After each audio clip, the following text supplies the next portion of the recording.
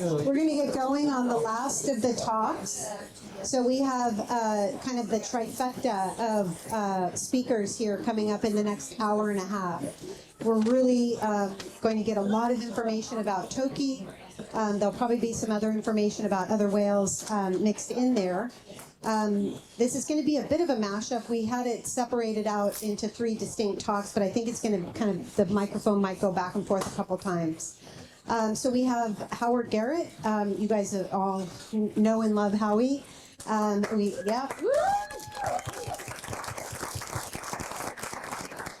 going to kick us off, and then we also are going to have some updates from Charles Vinnick from the Whale Sanctuary Project. And Dr. Lori Moreno, the expert in whale brains, whale evolution, and my own students' favorite speaker who comes to lecture for my class every year. So thank you for that, Lori. A little bit of a personal plug. So okay, we're going to hand it off to Howie.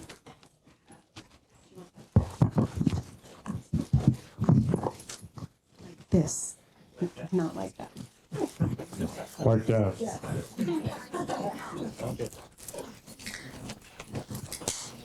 Greetings, everyone, and behold Toki.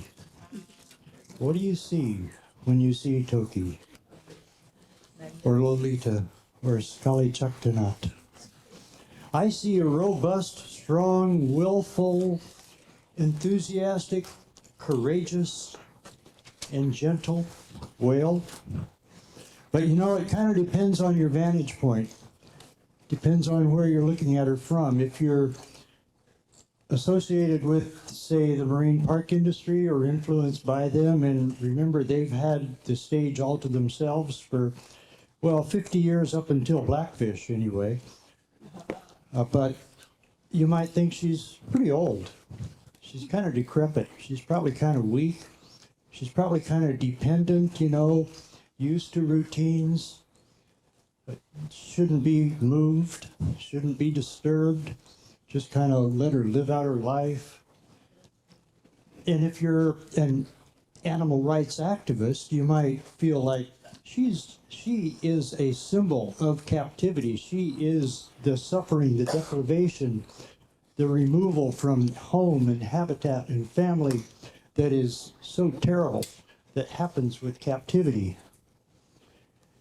And if I may be so bold, I would say the Lummi perspective that I have learned well over many years is she is a relative. She is family. She is Quotolmichin, the people who live under the water. She was kidnapped. She is sister. She should come home. She must come home. But what I'm here to tell you is it really doesn't matter how you look at her. Oh, shit.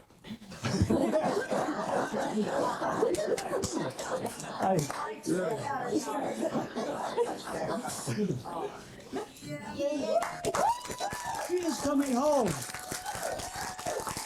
That is the point I wanted to make. What did I hit? I hit the red one instead of the arrow. But anyway, she is coming home. That is how it looks. And nobody could have said that for 25 years, at least, since we first got into this in 1995. It was hopeless from the start. And it really was up until less than 2 years ago.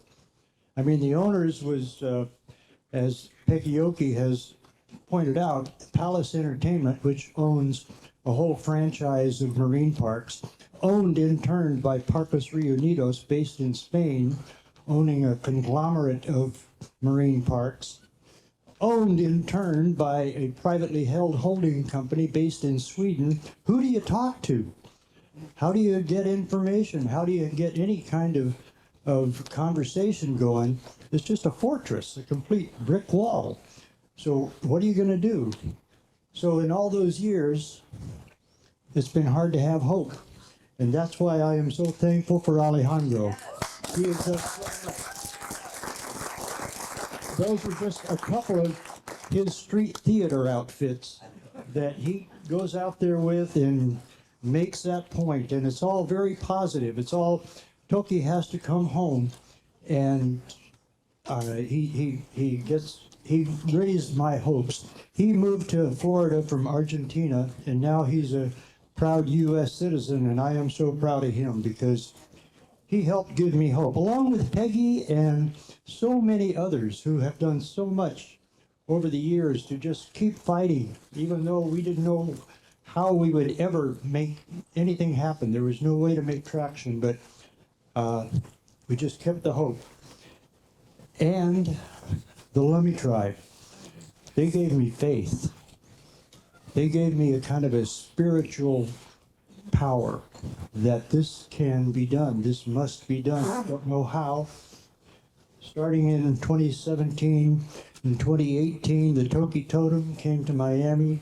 3 days of ceremony and chanting and drumming and demonstrating and talks, and everyone's so inspirational and so dedicated, and I learned so much, and that gave me a spiritual faith that someday, somehow, some way, it's going to get done, that she's going to come home. But it was still impossible. The logical side of my brain said, how? I mean, it just, there was no way, there was no foothold, there was no process for it to ever result in her coming home. And then, less than 2 years ago, this happened. And this is just the first in a whole long string of impossible things that happened. And this dolphin company announced they would acquire. It wasn't the purchase, it was the announcement in August 2021 that they were going to purchase the park. So at least we would have someone to talk to. We didn't know. I thought, well, I don't know, sounds like that could be good news. I just don't know what it'll bring.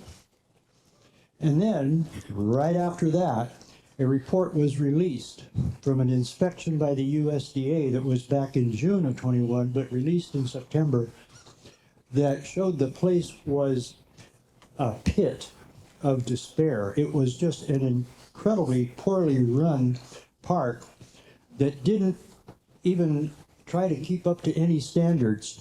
And it didn't seem like there was even any communication between the veterinarians and the staff. I'm not even sure there was a manager.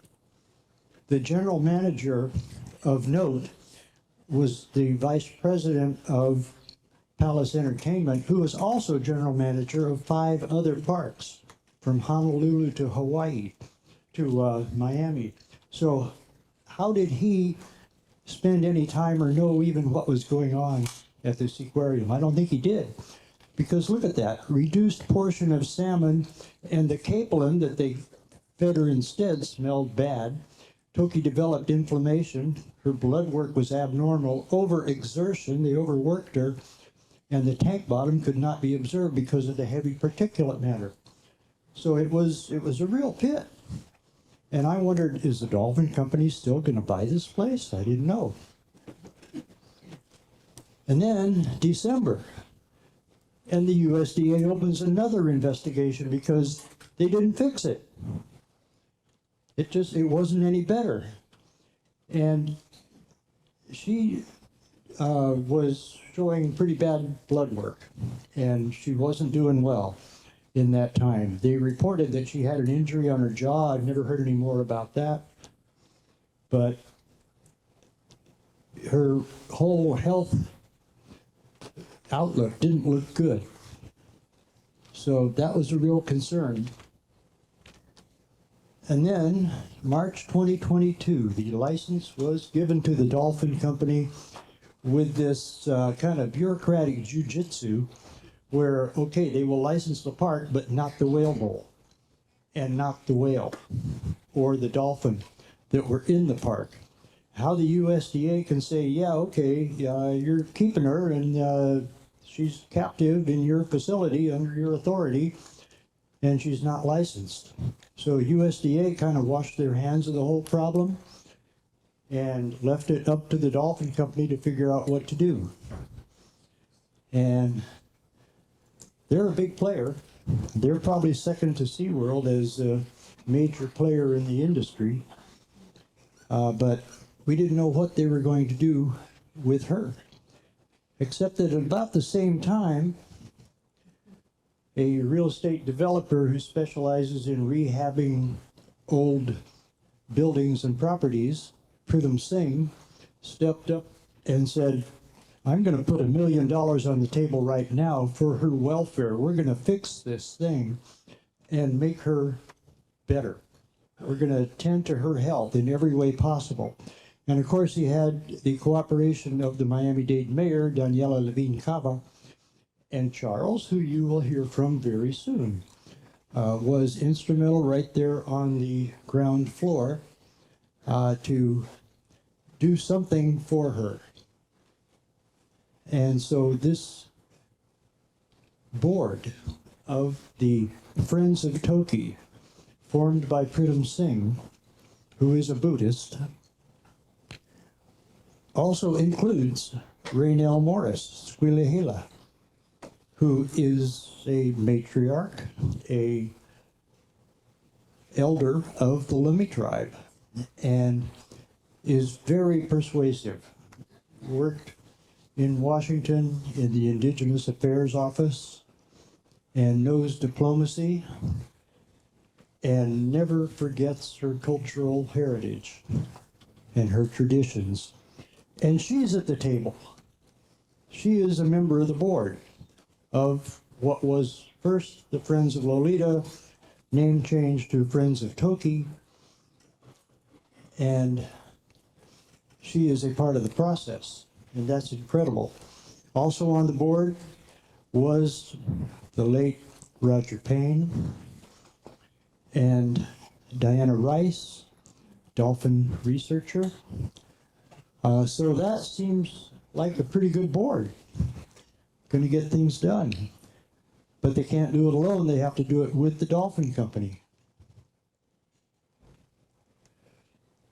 And Raynell tells us all the time that the ancestors are clearing Scully Chaktanat's path back to her home. This is the late Chief Salik leading my ancestors who are clearing Scully Chaktanat's path home. He told me bringing her home will mend the strand in the web of life that was broken. It will heal her family, and it will heal our people.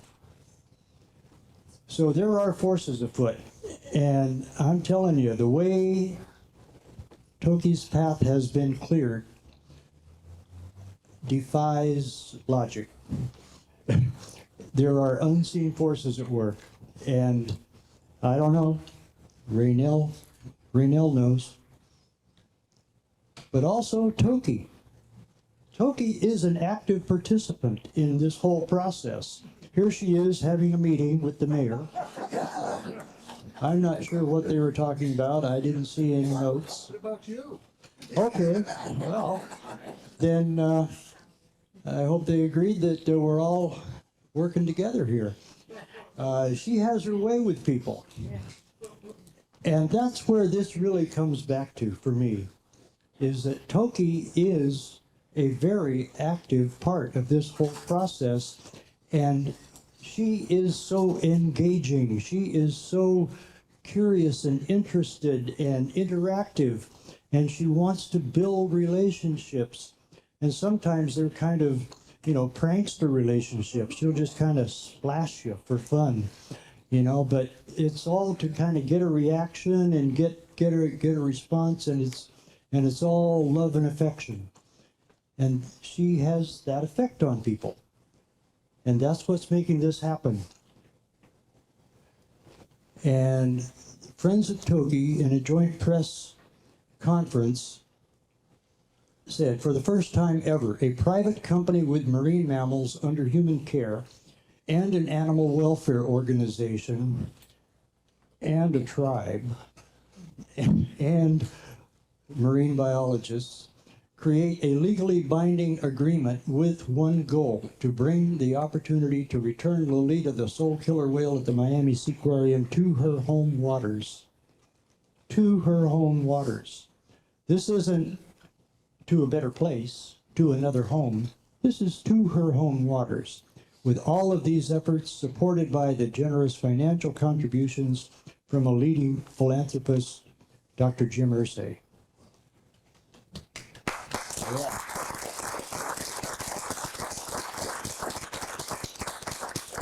Yes, and here is the team, the unlikely team that has come together because the unifying force here is Toki. They all love Toki. They all have high respect and affection for Toki and want her to have a better life, and they know her better life is back home. Eduardo Albor, CEO of Dolphin Company, Raquel Recolado, the county commissioner, whose district includes Seaquarium, Charles, Mayor Kava, Jim Irsay, Pritam Singh, Raynell Morris. This is the team that Toki brought together. It's amazing. Because anyone who knows her says she's a friend, a teacher, a mentor, a guide, and an inspiration to us all. She makes dolphin park owners and animal rights activists work together and play together. That's amazing. And then this is a factor, and that is that the place has fallen apart. The whale bowl and stadium that were built for Toki and for Hugo in 1970 is decrepit. She has outlived the park that was built for her, or the bowl, because it's unsafe. It's unsafe for any mammal, whale or human. You can go to the whale bowl and it's intact, but the stadium itself and the surroundings, they're chain linked off and they're unsafe.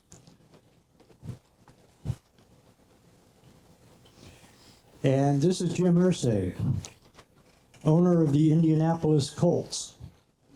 And he just said in this incredibly fascinating, excuse me. You'll be up in a minute. Was it Toki? Yeah, Toki calling. We were just out in Washington. This was about a week and a half or two ago. It's a 15-acre fenced-in area where she'll start, and it can even be reduced to a 1 acre when she gets there. She'll have 2 dolphins for friends. There will be whale whisperers and vets with her. All the vets are moving out here, all the trainers. I am getting housing for them.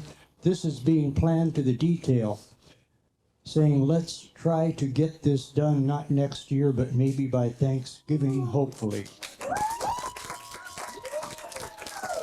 Wow. So this isn't, written in stone, but this is what we're looking at happening. Everything has to come together. There are still some hurdles, permitting and otherwise, but all forces are in play, in motion, and going to make it happen. Charles, would you like to come up?